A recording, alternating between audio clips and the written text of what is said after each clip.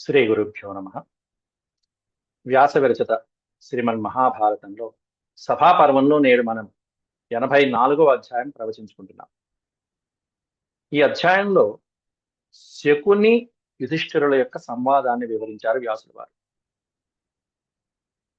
ఎక్కడో ఇంద్రప్రస్థంలో ఉన్నటువంటి పాండవులని మాయాద్యూతం ఆడటానికి దుర్యోధనుడి చేత ప్రేరేపించబడిన ధృతరాష్ట్రుడు వాళ్ళనందరినీ కూడా హస్తినాపురానికి రప్పించడం జరిగింది. వీదురుడి చేత రప్పించడం జరిగింది. వచ్చారు, ఒకరోజు విశ్రాంతి తీసుకున్నారు. మర్నాడు ఈ జూదం ఆడటానికి కోసం నిర్మించబడినటువంటి సభలో ప్రవేశించారు పాండవులు. అక్కడ అప్పటికే కొంతమంది ఉన్నారు. దుష్ట చతుష్టయమే కాకుండా మరికొంతమంది పెద్దలు కూడా, శల్యుడు మొదలైనటువంటి వాళ్ళు కూడా వేంచేసి ఉన్నారు. అందరూ వచ్చిన తర్వాత ధర్మరాజు, శకుని వీళ్ళిద్దరి యొక్క మాటలు, ధర్మరాజుకి జూదమాడటం ససేమిరా ఇష్టం లేదు అని పూర్వ అధ్యాయాల్లో కూడా మనం చెప్పుకున్నాం. ఇక్కడ కూడా సభలో అందరికీ కూడా నొక్కి చెప్పడం జరిగింది. ముఖ్యంగా శకునికి,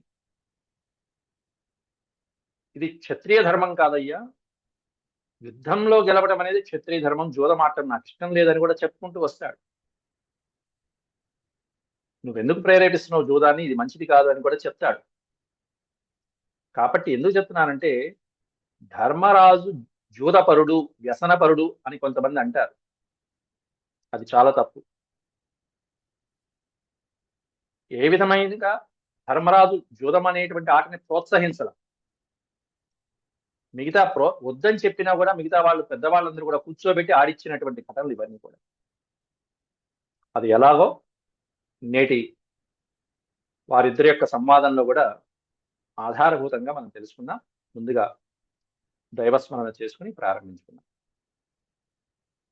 ఓం శుక్లాంబరధరం విష్ణుం శశివర్ణం చతుర్భుజం ప్రసన్నవదనం ఛాయే సర్వవిఘ్నోపశాంతయే వ్యాసం వసిష్ఠనప్తారం శక్తేః పౌత్రమకల్మషం పరాశరాత్మజం వందే సుఖతాతం తపోనిధిం వ్యాసాయ విష్ణురూపాయ వ్యాసరూపాయ విష్ణవే నమో వై బ్రహ్మనిధయే వాసిష్ఠాయ నమో నమః. నారాయణం నమస్కృత్య నరం చైవ నరోత్తమం దేవీం సరస్వతీం వ్యాసం తతో జయముదీరయేత్.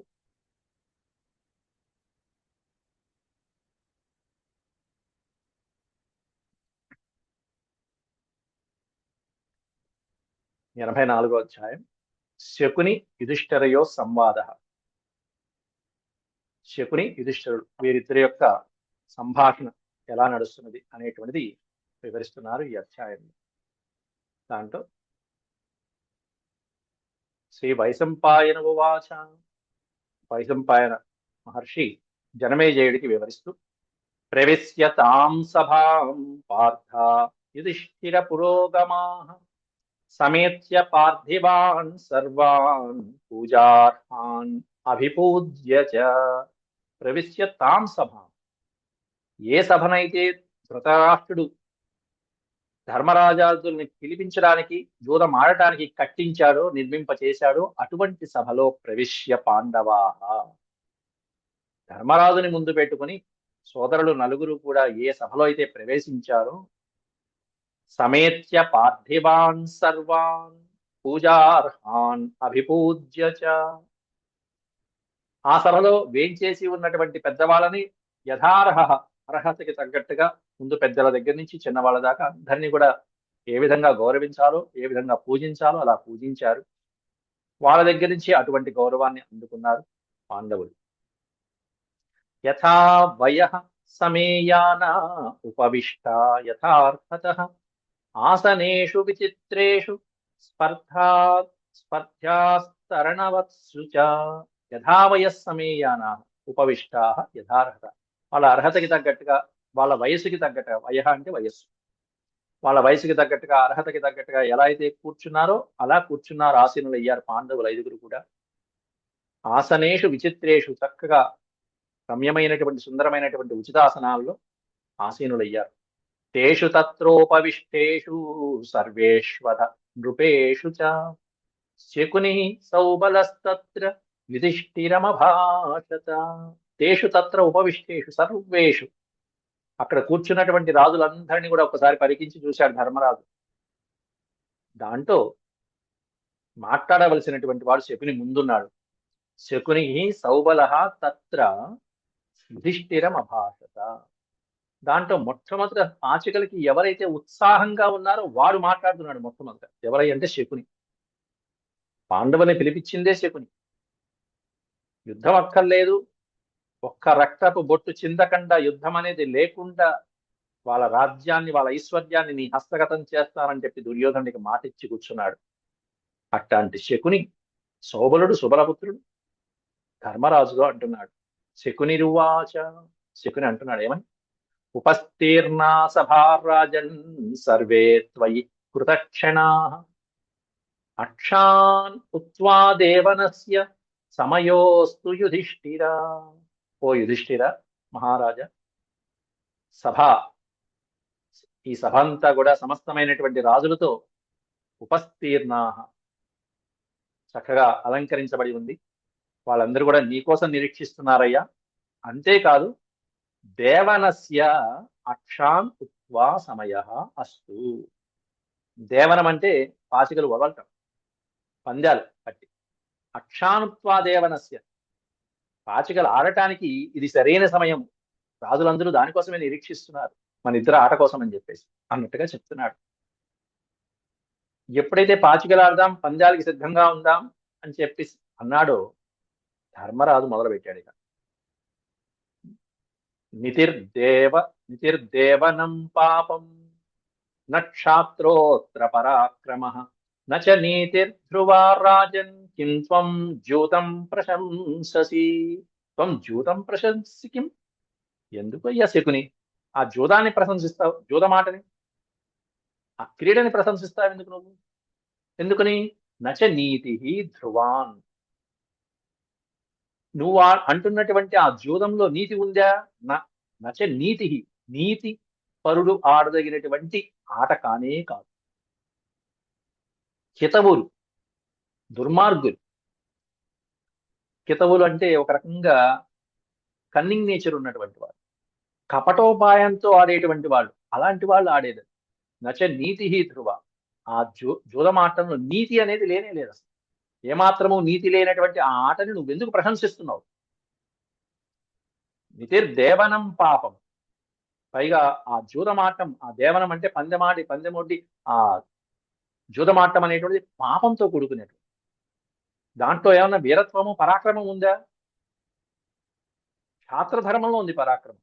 ఛాత్రధర్మంలో ఉన్నట్టుగా ఈ దేవనంలో పాచికలు వేయటంలో పరాక్రమం ఏం లేదు. క్షాత్ర అత్ర పరాక్రమ. క్షత్రియుల పరాక్రమం యుద్ధరంగంలో ఉన్నట్టుగా ఈ ఆటలో పరాక్రమం ఏమి ఉండదు. అట్లాంటి పరాక్రమము లేనటువంటి క్షత్రియ ధర్మం కానటువంటి ఈ ఆటను నువ్వెందుకు ప్రశంసిస్తున్నావు అసలు అంటూ మొదలుపెట్టాడు. క్లాస్ పీకుతున్నాడు ఇక. నహిమానం ప్రశంసంతి నికృతౌ కితవస్యహి శకునే మైవం నో అజైషీరమార్గేణ నృశంసవత్. నహి మానం, ఒక గౌరవం మర్యాద లేనటువంటి ఆట ఇది, ఏమాత్రము లేనటువంటి ఆట. నహి మానం ప్రశంసతి నికృతౌ కితవస్యహి. కితవులు, ఇక్కడ ఇంతమంది కితవులు అంటే జూదరులు, జూదమాడటంలో నేర్పరులైనటువంటి వాళ్ళు వీళ్ళు ఇంతమంది ఉన్నారు, వీళ్ళని నువ్వు ప్రశంసిస్తున్నావు, ఈ సభలో ఇంతమంది ఉన్నారని చెప్పి. వీళ్ళందరూ జూదరులు, వ్యసనపరులు, ఆ ఆటలో ఆరితేరినటువంటి వాళ్ళు, కపటోపాయంతో ఆటలు గెలిచేటువంటి వాళ్ళందరూ ఇక్కడ ఉన్నారు. వాళ్ళని చూసి నువ్వు ఇదిగో ఎంతమంది ఉన్నారు అంటున్నావా? ఓ శకునే, మైవం నహ అజైషి, ఈ విధంగా మా సంపదని అజైషి, నువ్వు నాశనం చేయమా. నువ్వు గెలుచుకుని మా సంపదని నువ్వు గెలుచుకుని ఏ మార్గంలో? అమార్గేణ అపమార్గేణ. అమార్గం అన్నాడు అక్కడ. అంటే జయించకూడనటువంటి మార్గంలో నువ్వు జయించి మా సంపదనంతా కూడా దుర్మార్గం పాలు చేయమా. అది దుర్మార్గుల లక్షణం. నృశంసలు, నృశంస అంటే గర్హనీయమైన వాళ్ళు, ప్రశంసించే వాళ్ళు కాదు, గర్హనీయం, అసహ్యించుకునేటువంటి వాళ్ళు చేసే పని ఇట్లాంటి పని. జూదమాటకి పిలిచి సంపదని కొల్లగొట్టడం అనేటువంటిది దుర్మార్గులు చేసే లక్షణం. అట్లాంటి ఆ మార్గంతో, అధర్మమైనటువంటి మార్గంతో మమ్మల్ని జయించాలని నువ్వు అనుకుంటున్నావేమో, అలా అనుకో మాకు శకుని అని చెప్పి ధర్మరాజు చెప్తున్నాడు ఆ మాట. అప్పుడు శకుని అంటున్నాడు, యో వేత్తి సంఖ్యా నికృతౌ విధిఘ్నశ్చేష్టా స్వఖిన్న హితవోక్షజాసు మహామతిర్యశ్చ జానాతి ద్యూతం సవై సర్వం సహతే ప్రక్రియాసు.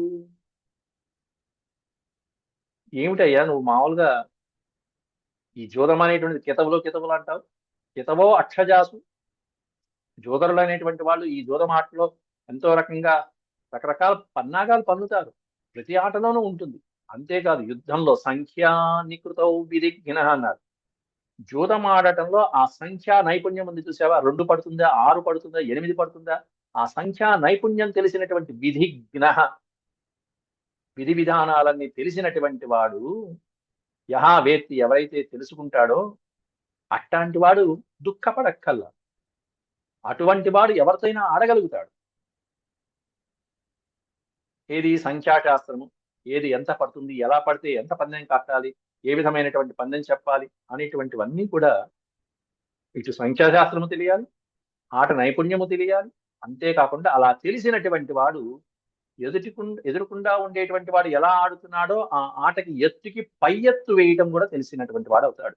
మహామతిర్యశ్చ జానాతి ద్యూతం, ఎవరైతే ఆ విధంగా ద్యూతం అనేది తెలుస్తుందో సవై సర్వం సహతే ప్రక్రియాసు, ప్రక్రియ అనే పదం ఉంది చూసారా, ఎత్తుకి పై ఎత్తు వేయడం, ప్రతిక్రియ అంటారు దాన్ని. అంటే శకుని ఒక పక్షాన ఆడుతున్నాడంటే దానికి ఏ విధంగా మనం పందెం వడ్డాలి, ఎంత చెప్పాలి, ఏ సంఖ్య చెప్పాలి, ఈ విధమైనటువంటి ప్రతిక్రియ కూడా తెలిసినటువంటి వాడు అవుతాడు ఎప్పుడైనా సరే. ఈ విధమైనటువంటి సంఖ్యాశాస్త్రము, పందెము ఎప్పుడు ఏ విధంగా అనేటువంటిది క్షుణ్ణంగా పరిశీలించినటువంటి విద్య కలిగినటువంటి వాడైతే గనక ప్రతిక్రియ చేయగలుగుతాడు. అది అక్షగ్రహస్యోభిభవేత్ పరం నస్తేనైవ దోషో భవతీహ పార్థ. అక్ష సంఖ్యతో ఈ అక్షగ్రహ సో అభిభవేత్ పరం, పరం అంటే శత్రువు, ఎంత శత్రువైనా సరే. ఇగో ఈ జూదమాటలో ఈ అక్షాలు సంఖ్యలు అనేటువంటి దాన్ని బట్టి ఎటువంటి శత్రువునైనా సరే వశం చేసుకోవచ్చు. నాకు ఆటొచ్చు, నీకు ఆటవచ్చు, దైవాధీనాలు, ఇక జయాపజయాలు దైవాధీనాలు. దివ్యామహే పార్థివమావిశంక అన్నాడు అక్కడ. దివ్యామహే అంటే దైవానుకూలం, దైవం ఎట్లు అనుకూలిస్తుందో మాకు తెలియదు. ఒక్కోసారి నేనే ఓడిపోవచ్చు, నువ్వే గెలవచ్చు, ఒక్కోసారి నేను గెలవచ్చు, నువ్వు ఓడిపోవచ్చు. కాబట్టి యుద్ధంలో జయాపజయాలు అనేవి ఏ విధంగా అయితే దైవాధీనాలు, ఈ ఆటలో కూడా దైవాధీనమే నాయన. మేము ఓడిపోతామని మాకు భయం ఉంది. పురుష్వపాణం చ చిరంచమా కృధా. ఇంకా ఆలస్యం చేయకుండా పణం, పణము అంటే పందెం, పానం అని పడింది, పణం అని ఉండాలి, పానం పందెం. ఇంకా ఆలస్యం, మాచిర, మాచిరం వృధా, అనవసరంగా సమయం వృధా చేయకుండా చక్కగా పందెం వడ్డవయ్యా కురురాజా, ధర్మరాజా అంటూ శకుని ప్రోత్సహిస్తున్నాడు జూదానికి. అయినా సరే ధర్మరాజు నీతి వాక్యాలు చెప్పడానికి, శకుని యొక్క మనసు మార్చడానికి శత విధాల ప్రయత్నిస్తున్నాడు. ఏవం యుధిష్ఠిరమువాచ ఏవమాహాయతమసితో దేవలో ముని సత్తమః ఇమాని లోకద్వారాణి యో వై భ్రామ్యతి సర్వదా. ఏవం ఆహా అసితో దేవలో ముని సత్తమః, అసితుడు దేవలుడు అనేటువంటి మహర్షి, అసిత దేవల, అసితుడు దేవలుడు. ఈ దేవలుడు అనేటువంటి మహర్షి మహర్షులలో కల్లా శ్రేష్టమైనటువంటి వాడు, చాలా గొప్పవాడు. అట్లాంటి దేవలుడు అనేటువంటి మహర్షి ఏవం ఆహా ఈ విధంగా చెప్పాడయ్యా అంటూ పూర్వం మహానుభావులు మహర్షులు చెప్పినటువంటి ఒక వాక్యాన్ని ఇక్కడ ధర్మరాజు చెప్తున్నాడు. ఏంటంటే ఇమాని లోకద్వారాని, పైలోకాలకి, ఈ లోకం నుంచి ఊర్ధ్వలోకాలకి వెళ్ళాలంటే యో వై భ్రామ్యతి సర్వదా, ఎవరైతే ఈ పై ఊర్ధ్వలోకాలకి వెళ్తూ ఉంటారో వాడు పాపకార్యాలు ఎప్పుడు చేయడు, పుణ్యకార్యాలు చేయాలి. ఇదం వై దేవనం పాపం నికృత్య కితవై సహ ధర్మేణ తు జయో యుద్ధే తత్పరం తు దేవనం. అలా పుణ్యలోకాలకి వెళ్ళాలి అంటే పాపకార్యాలు చేయకుండా ఉండాలి. అందులో పాపకార్యాలలో ముఖ్యమైనటువంటి పాపకార్యం ఇదిగో దేవనం పాపం నికృత్య కితవై సహ, జూదరులతో జూదమాటం అనేటువంటి. దేవనము అంటే పాచికలాట, పందానికి పాచికలాడుతుంటారు చూసారా, ఇదం జూదం. ఏంటిది? పాపకార్యం. జూదరులతో ఈ విధంగా పాచికలాటం అనేటువంటిది ధర్మ విరుద్ధమైనది అని చెప్పి మహర్షులు చెప్పారు. అట్లాంటి మహర్షుల వాక్యాలను ఉదహరిస్తున్నాడు ఇక్కడ ధర్మరాజు. ధర్మేణ తు జయో యుద్ధే. అయితే ధర్మంగా జయం అనేది ఎక్కడ కలుగుతుందంటే యుద్ధే, యుద్ధంలో మాత్రం ధర్మంగా గెలిచేటువంటి ఆస్కారం ఉంది. అక్కడ ప్రాణాలు పోయినా సరే, చేతులు కాళ్ళు అవయవాలు ఛేదనం అయిపోయినా సరే, జయం అనేది అక్కడ యోధుడికి ముఖ్యంగా కలుగుతుంది. మిగతా ఇట్లాంటి పాచికలాట మొదలైనటువంటి వాటిల్లో చాలా సందర్భాలలో వాళ్ళని మోసం చేయడానికి ఆస్కారం. యుద్ధంలో వీరుడు క్షత్రియంగా గెలిచి ఏదైతే జయం వహిస్తాడో అది ధర్మమైనది, ధర్మసమ్మతమైనది. ధర్మేణ తు జయో యుద్ధే తత్పరం నతు దేవనం. అటువంటి ధర్మం అనేటువంటిది దేవనంలో ఉండదయ్యా. దేవనం అంటే పాచికల ఆటలో అటువంటి ధర్మం అనేది ఉండనే ఉండదు అని దేవలుడు చెప్పాడు మహర్షి. అంతేకాకుండా ఆర్యులెవరూ మెచ్చుకోరు. నార్యాం లేచ్చంతి భాషాభిర్మాయమా మాయయా నచరంచ్యుత అజిహ్యమశఠం యుద్ధమేతత్ సత్పురుష వ్రతం. సత్పురుష వ్రతం ఏమిటంటే, సత్పురుషుల యొక్క వ్రతం ఏమిటంటే యుద్ధమేవ. యుద్ధంలో గెలవటమే సత్పురుషుల యొక్క అభిమతము, ధర్మసమ్మతమైనది. అంతేగాని శఠుడు మూర్ఖుడు, శఠుడు అంటే మోసకారు, కన్నింగ్ ఫెలో, అట్లాంటి వాళ్ళు ఆడేటువంటి ఈ చూదమాటని ఆర్యులెవరూ మెచ్చుకోరు. పుణ్యాత్ములు గౌరవనీయులైనటువంటి వాళ్ళు ఎవరు మెచ్చుకోరయ్యా ఈ ఆటని. అటువంటి ఆటని ఆడమంటున్నావు, ప్రోత్సహిస్తున్నావు. పైగా ఎంతో కష్టపడి నేను సంపాదించినటువంటి ధనాన్ని సత్పాత్ర వినియోగం చేస్తున్నాను. అర్హులైనటువంటి బ్రాహ్మణులకి, గోదానాలకి ఎంతో కష్టపడి నా పురుష ప్రయత్నంతో నేను సంపాదించిన ధనాన్ని వాటికి వినియోగిస్తున్నాను. అలాంటి ధనాన్ని ఒక జూదం కోసం ఉపయోగించడం అనేటువంటి ఎంత తప్పంటావు? దానికి ఎందుకు నువ్వు ప్రోత్సహిస్తున్నావు అంటూ శకుని వద్దని నివారించడానికి ప్రయత్నిస్తున్నాడు. ఆడనని చెప్పట్ల, దాన్ని ప్రోత్సహించకుంటున్నాడు. శక్తితో బ్రాహ్మణార్థాయ శిక్షితుం ప్రయతామహే తద్వై విత్తం మాతి దేవీర్మాజైషీ శకునే పరాన్. హే శకునే, ఓ శకుని, నేను నా యొక్క ప్రయత్నంతో, ప్రయతామహే ప్రయత్నిస్తూ ఉంటా. దేనికి ప్రయత్నిస్తూ ఉంటాట? తన యొక్క యథాశక్తితో బ్రాహ్మణార్థాయ శిక్షితం, బ్రాహ్మణులకి, గోవులకి, చక్కగా వేద పండితులకి ఈ విధంగా నా యొక్క కష్టార్జితాన్నంతా తద్వై విత్తం అన్నాడు. విత్తం అంటే ధనం. నా సంపాదని వీటి కోసం ఖర్చు పెడుతూ ఉంటాను. నేను కష్టపడి సంపాదించింది ఇట్లాంటి సద్వినియోగమైనటువంటి ఖర్చులు చేయాలి. అట్లాంటి ఖర్చులు నేను చేస్తున్నటువంటి ఆ ఐశ్వర్యాన్ని, ఆ సంపదని ఈ విధంగా అన్యాయంగా కాజేయాలని, హస్తగతం చేసుకోవాలని ఆలోచించమా. మాతి దేవీర్ మా జైషీ. ఈ దేవనంతో, ఈ ఆటతో మా జైషి. జైషి అంటే జయించడం, మా జైషి అంటే జయించమాకు. మమ్మల్ని ఓడించి ఆ సంపదనంతా హస్తగతం చేసుకోవాలనుకో మాకు. ఆ సంపదంతా కష్టపడి ఇదిగో బ్రాహ్మణార్థం కోసం నేను దాచినటువంటి సొమ్ము అదంతా నువ్వు కాజేస్తానంటావా? ఎట్లా? శత్రువుల్లాగా. నికృత్యా కామయేనాహం సుఖాన్యుత ధనానివా హితవస్యేహ కృతినో వృత్తమేతన్న పూజ్యతే. హితవస్యేహ కృతిన. ఒక జూదరులు, కపటం ఉన్నటువంటి వాళ్ళు, మోసకారులు అయినటువంటి వాళ్ళకి ఏ విధమైనటువంటి ఆలోచన ఉంటుందో అటువంటి వృత్తమే చూపిస్తున్నావు. నికృత్యా కామయేనాహం అన్న. అహం న కామయే, స్పష్టంగా చెప్తున్నాడు. ఈ జూదమాట నాకు ఆసక్తి లేదు, జూదమాటం అనేది నికృత్య, అట్లాంటి ఆట ముందు నేను ఆసక్తి చూపనని స్పష్టంగా చెప్తున్నాడు. నా కామయే అహం సుఖాన్యుత ధనానివా, నాకు వేరే కోరికలు లేవు, సుఖాలక్కల్లా ధనాలక్కల్లా, కానీ ఇట్లాంటి కార్యం మీద మాత్రం నాకు ఎటువంటి కోరిక లేదు. కాబట్టి నేను యుద్ధాన్ని పూజిస్తాను, ధర్మంగా గెలవడాన్ని పూజిస్తాను, కానీ అధర్మంగా ఓడిపోవటాన్ని నేను ఈ విధంగా మా ధనాన్ని హరించడానికి నువ్వు ప్రయత్నించ మాకు శకుని అని ఎన్నో రకాలుగా హితో పలకడానికి చూస్తున్నాడు ధర్మరాజు. కానీ శకుని అంటున్నాడు, శకునిరువాచ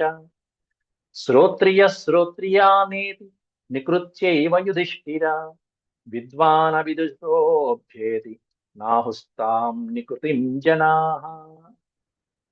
దుర్యోధనుడి యొక్క నీతి, శకుని నీతి, ఇవన్నీ కూడా ఒక రకంగా పక్క వాళ్ళని ఏ విధంగా మనసు మార్చాలి, ఒప్పించాలనే విధంగా ఉంటుంది తప్ప వాళ్ళ మనసు మాత్రం మారదు. ఏమిటయ్యా మమ్మల్ని మోసం మోసం మోసం అంటావు, జోదమాటం మోసమా? ఇది ఒక కళ, అద్భుతమైన కళ. పైగా దీంట్లో మోసం అంటావేమిటి? ఎప్పుడు కూడా వచ్చినటువంటి వాడు రానటువంటి వాడి గెలుచుకోవడం అనేది జరుగుతూనే ఉంటుంది. యుద్ధంలో నువ్వు చేసేదే అది. పండితుడైనటువంటి వాడు పండితుడు కానటువంటి వాడిని గెలుస్తాడు, విద్వాంసుడైనటువంటి వాడు విద్వాంసుడు కాని వాడితో పందెం పెట్టి గెలుస్తాడు, వీరుడైనటువంటి వాడు పరాక్రమం లేనటువంటి వాడిని ఓడించి గెలుస్తాడు. మరి అక్కడ కితవం అనే పదం వాడతామా? వాళ్ళు మోసం చేశారనే పదం వాడతామా? ఒక్క జుదంలోనే అంటారే అన్నట్టుగా మాట్లాడుతున్నాడు. శ్రోత్రియాన్ ఏతి నికృత్యేవ యుధిష్ఠిర. ఒక శ్రోత్రియుడు ఇంకొక శ్రోత్రియుడిని చక్కగా వాద విద్యలోనో చర్చలలోనో అనేక వాటిలో విద్వాంసుడైనటువంటి వాడు విద్వాంసుడు కానటువంటి వాడిని కూడా గెలుస్తాడు. అట్లాంటి అక్కడ నికృత్యేవ న ఆహుహు తాం, వాళ్ళు కపటంతో ఓడిపోయారు, కపటంతో గెలిచాడు అనేటువంటిది ఆ పదం మనం ఉపయోగించాం కదా. అట్లాంటిది నువ్వు ఎందుకు ఉపయోగిస్తావు ఇక్కడ? నాకుండే కళ నాకుంటుంది, నీకు వచ్చిన కళ నీకు వస్తుంది. అలాగే అక్షైర్హి శిక్షితోభ్యేతి నికృత్యేవ యుధిష్ఠిర విద్యాన్ అవిదుషోభ్యేతి నాహుస్తాం నికృతిం జనాః. అలాగే అక్ష విద్యలో కూడా శిక్షితుడైనటువంటి వాడు శిక్షణ లేనటువంటి వాడితో ఆడి గెలుస్తాడు. ఎలా అంటే విద్వాంసుడైనటువంటి వాడు అవిదుషోభ్యేతి, విద్వాంసుడు కానటువంటి వాడిని ఎలా అయితే వాదనలో ఓడించి గెలుస్తాడో అట్లాంటి సందర్భంలో నికృత్యేవ న ఆహుహు తాం నికృతిం జనాః. వాడు మోసం చేసి ఓడిపోయారని ఎవరు అంటలేదు జనాలు. అట్లాగే ఇది కూడా అకృతాస్త్రం కృతాస్త్రశ్చ. కృతాస్త్ర అంటే సమస్తమైనటువంటి అస్త్ర విద్యలు తెలిసిన వాడు, వాడికి అన్ని అస్త్రాలు ఉన్నాయి అర్జునుడిలాగా. కానీ అకృతాస్త్రం, అంత అస్త్ర ప్రభావం లేనిటువంటి వాడి మీద అస్త్రాలు వేసి గెలుస్తున్నాడా లేదా అని అనవసరమైనటువంటి వాదనలోకి దిగుతున్నాడు. చివరికి గెలవలేక ఎలాగైనా ఒప్పించాలి, చివరికి ఇంకో బాణం లాంటి గుండెల్లో గుచ్చుకునేట్టుగా ఒక మాట అంటాడు 17వ శ్లోకంలో. అది కూడా అంటాడు. ఇక్కడ ఏంటంటే ఎప్పుడు కూడా గుర్తుపెట్టుకోవాలి, అదే ఇక్కడ శకుని మాట్లాడే తప్పుడు మాట ఏంటంటే అర్జునుడు గాని మొదలైనటువంటి వీరులు ఎప్పుడు కూడా సమబుజ్జీలతో యుద్ధం చేస్తారు తప్ప అల్ప పరాక్రమవంతులతో యుద్ధం చేయరు. చివరికి కర్ణుడు కూడా అంతే, అల్ప పరాక్రమం కలిగినటువంటి వాడిని ముట్టుకోలే, అర్జునుడి కోసమే చూశాడు ఎప్పుడు. అందుకే మిగతా వాళ్ళని కూడా ఏం చేయలే, సమ ఉజ్జీలుగా ఉన్నటువంటి వాళ్ళతోనే యుద్ధం పోరాడతారు ఎప్పుడు కూడా. కానటువంటి వాడి వైపు అస్త్రం వెయ్యరు. వాడు ఏదైనా తప్పు చేశాడా, అట్లాంటి తప్పు చేసినటువంటి వాడు ఎంత అల్పుడైనా సరే శిక్షించాలి కాబట్టి దండిస్తారు. అంతేగాని యుద్ధంలో మాత్రం సమ ఉజ్జీల్ని కోరుకుంటారు. రామరావణయో యుద్ధం రామరావణయో అంతే అట్లా. కానీ శకుని చెప్తున్నది ఏమంటే బాగా అస్త్ర ప్రయోగం అస్త్ర విద్యలు వచ్చినటువంటి వాడు లేనటువంటి వాడిని కొడతాడు అంటున్నాడు. అది తప్పు. అకృతాస్త్రం కృతాస్త్రశ్చ దుర్బలం బలవత్తర. దుర్బలుని బలమైనటువంటి వాడు కొడుతూ ఉంటాడు, జయిస్తూ ఉంటాడు. దాంట్లో కితవహ అనేటువంటి పదం ఎప్పుడు ప్రజలు ఉపయోగించరే. ఏవం కర్మసు సర్వేషు నికృత్యేవ యుధిష్ఠిర. ఇటువంటి కర్మలన్నిటిలో కూడా బలమైనటువంటి వాడిదే పై చేయి, బలం లేనటువంటి వాడు ఓడిపోతూ ఉంటాడు. అక్కడ మోసపూరితమైనటువంటి జయము అనేటువంటిది ఎప్పుడు ప్రజలు ఉపయోగించరు కదా. విద్వాన్ అవిదుషోభ్యేతి నాహుస్తం నికృతిం జనాః ఏవం కర్మసు సర్వేషు నికృత్యేవ యుధిష్ఠిరః విద్వాన్ అవిదుషోభ్యేతి. విద్వాంసులైనటువంటి వాడు విద్వాంసుడు కానటువంటి వాడిని గెలుస్తూ ఉంటాడు. ఏవం త్వం మా మామిహాభ్యేత్య నికృతిం యది మన్యసే. ఈ విధంగా చెప్పి గుండెల్లో గుచ్చుకునే ఒక మాట అంటున్నాడు. ఏమిటంటే ఏవం త్వం ఈ విధంగా నువ్వు మాం ఇహ అభ్యేత్య ఇక్కడికి వచ్చి నాతో ఈ విధంగా నికృతిం యది మన్యసే, మేమేదో అన్యాయం చేసేస్తున్నాము, మేమేదో అన్యాయంగా నీ రాజ్యము నీ సంపద అంతా తీసుకుంటున్నామని గనక మోసమాట అని గనక నువ్వు మన్యసే భావించినట్లయితే ధర్మరాజా, ఒకవేళ నీకు అక్షవిద్య మీద పాచికలాటం మీద భయం ఉన్నట్టయితే నేను ఆడను అని చెప్పు చాలన్నాడు. దేవనాద్ వినివర్తస్వ యదితే విద్యతే భయం. నీకు భయంగా ఉంటే ఈ పాచికలాట నుంచి దూరంగా వెళ్ళిపో అన్నాడు. దేవనాథ్ నివర్తస్వ, తిరిగి వెళ్ళిపో, వచ్చిందారన వెళ్ళిపో. భయం విద్యతే, నీకు గనక భయపడితే, మా పట్ల నీకు భయం వేస్తే, మా కళ పట్ల మా ఆట పట్ల నీకు గనక భయం ఉంటే, ఈ పాచికల పట్ల నీకు భయం ఉన్నట్టయితే, ఒక క్షత్రియోచితమైనటువంటి వీరుడి పట్ల మాట్లాడాల్సిన మాటనే ఇది. ధర్మరాజుకి భయమా? వెనకాల ఎవరున్నారు? కానీ ఇది యుద్ధరంగం కాదు. ఆ విధంగా అద్భుతమైన పరాక్రమాన్ని ప్రదర్శించడానికి పాచికలాట. కానీ అక్కడ రెచ్చగొట్టేటువంటి మాట చూసారా ఎట్లాంటి ప్రయోగించాడు? ఇది పౌరుషమైనటువంటి మాటలు. దాంతో ధర్మరాజు కోపం వచ్చేసింది. ఎదితే విద్యతే భయం, ఒకవేళ నీకు అంత భయం వేస్తే వెళ్ళిపోవయ్యా అన్నాడు. ధర్మరాజు అంటున్నాడు, యుధిష్ఠిరవువాచ ఆహూతో నివర్తేయంతి మే వ్రతమాహితం అంటూ తనకున్నటువంటి వ్రతాన్ని చెప్తున్నాడు. నియమం, వ్రతం అంటే. ధర్మరాజుకున్న నియమం ఏంటంటే, ఒకసారి ఆహూత, నన్ను ఆహ్వానించిన తర్వాత ఏ కార్యం మీద ఆహ్వానించారో ఆ పనిని నేను చేస్తాను, అంతేగాని భయము మొదలైనటువంటి కారణాలతో నేను వెనుతిరిగి వెళ్ళటం అనేది నా నియమం కాదు అని చెప్తున్నాడు. నా నివర్తేయం ఇది మే వ్రతం ఆహితం. నాకు నేను పెట్టుకున్న వ్రతం అది. పేరులోనే ఉంది, యుధిష్ఠిర, స్థిరంగా ఉండేవాడు, యుద్ధంలో కూడా వెనుతిరగనటువంటి వాడు యుధిష్ఠిర, వెనకడుగు వెయ్యడు. అంతేకాకుండా అసలు ఎందుకు ఇక్కడికి వచ్చాడు అనేది కూడా మనం పూర్వం చెప్పుకున్నాం. ధృతరాష్ట్రుడి మీద ఉన్నటువంటి గౌరవంతో పెదనాన్నగారు పిలిచారు, అది కూడా చెప్పారు, జూదం ఆడాలయ్యా అని చెప్పి కూడా చెప్పారు. ఇంకెందుకు ఇన్ని ప్రసంగాలు? కానీ చెప్పి చూస్తున్నాడు అంతే. ఆ తర్వాత ఆహూతో నివర్తేయం ఇది మే వ్రతమాహితం విధిశ్చ బలవాన్ రాజం తిష్టస్యాస్మి వశే స్థిత. ఇక భగవద్ నిర్ణయం ఎలా ఉంటే అలా సాగుతుంది. ఆయన వశంలో ఉన్నాం మనమందరం. విధిశ్చ బలవాన్ రాజన్, ఎందుకంటే అన్నిటికంటే బలమైనది ఏమిటంటే దైవమే. విధి అంటే దైవం, దైవం అనేది అన్నిటికంటే బలమైనటువంటి.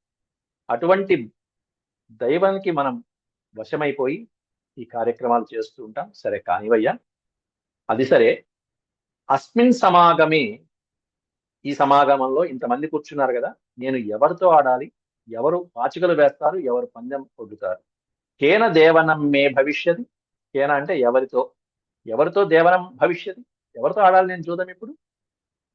ప్రతి పాణస్య కో అన్యో అస్తి తతోద్యూతం ప్రవర్తత. ప్రతిపాణ, పణము అంటే పందెం. పందెం ఒడ్డేది ఎవరు, పాచికలు వేసేది ఎవరు, నేను ఎవరితో ఆడాలి, ఆ వివరాలు చెప్పండి కాస్తాను అనేటప్పటికీ దుర్యోధనుడు మాట్లాడుతున్నాడు.